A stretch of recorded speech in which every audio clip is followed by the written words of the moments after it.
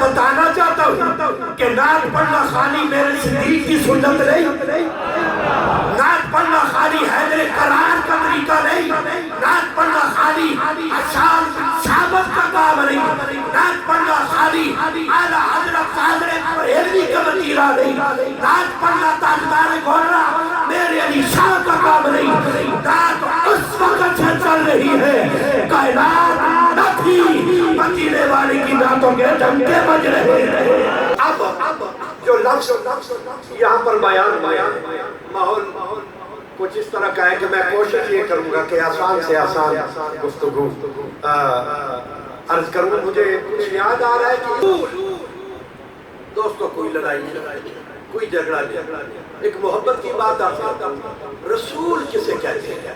میں نہیں آپ کو پابندی لگاتا کہ آپ طریق لبائک والوں سے پوچھیں رسول کسے کہتے ہیں، دعوت اسلامی سے پوچھیں رسول کسے کہتے ہیں، طریق منہاج القرآن والوں سے پوچھیں رسول، جس سے مرضی ہے، جس کے ساتھ بریلوی نہ لکھا ہو اس سے پوچھیں رسول کسے کہتے ہیں۔ رسول کون ہوتا ہے؟